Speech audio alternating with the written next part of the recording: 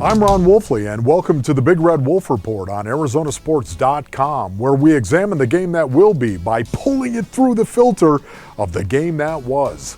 The Cardinals are coming off a 27-24 home victory against the Houston Texans. Big Red is now 5-4 on the season and in the playoff hunt, getting ready to board a plane and play the Jacksonville Jaguars on Sunday. Winning games in the National Football League in November is critical. The old saying goes, win games in November to make a run in December. The Cardinals are faced with a winnable game and could be 2-0 in November by beating the Jaguars. Point number one, Jacksonville is not a very good football team at the moment. The Jaguars are 1-8 on the season, getting their first victory by beating the Titans last week. In every major metric an analyst could examine, the Cardinals are a better football team than the Jaguars. But this is the NFL, where you can go from worst to first in a year, and any given Sunday can get you beat. And that's why this game is so dangerous for the Cardinals. In my humble opinion, the greatest obstacle to the Cardinals getting to 6-4 is themselves. This game is not about Jacksonville's porous defense or their struggling offense. This game is about the standard Bruce Arians has set for his football team and playing up to their expectations. If the Cardinals play to their level and not the Jags' level, they should win this game easily. But if that's going to happen, every Cardinals player must take personal responsibility for his preparation, his intensity level, and his production, and play this game like it's a must-win. Which brings us to point number two. The Cardinals have got to run the football well. Houston did an excellent job of mitigating the impact of the Cardinals' running game, especially since the Cards thought they found their rushing attack against the Falcons. The Texans held the Cards to under 100 yards rushing on the day and kept them to a very benevolent yards per carry average of 3.3. This kind of production, or lack thereof, cannot be repeated against the Jags. Jacksonville has the league's worst rush defense, number 32 in the league, yielding 153 yards rushing per game.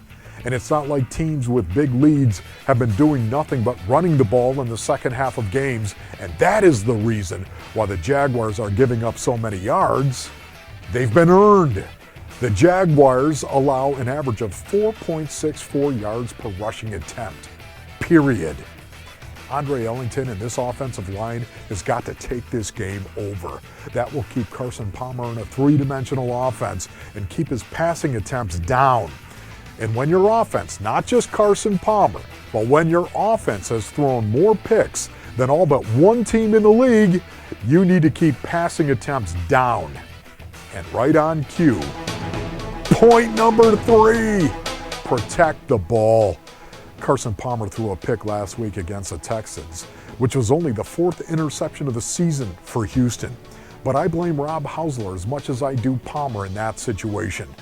On a 9 route that has been underthrown, Hausler's got to do a better job of using his size advantage to knock the ball away.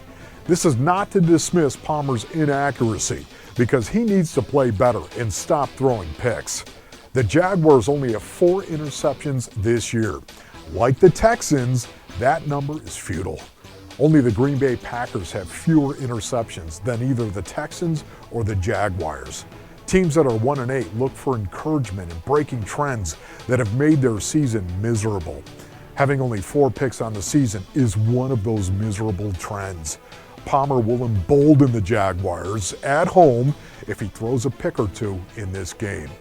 And let me say this. Carson is the only starting quarterback in the league to throw an interception in every game he's played. And that trend has got to stop if the Cards are going to contend in December. For the Big Red Wolf Report, Arizona Sports 620 and Arizonasports.com, I'm Ron Wolfley, hoping you never get knocked onto the goofy wagon.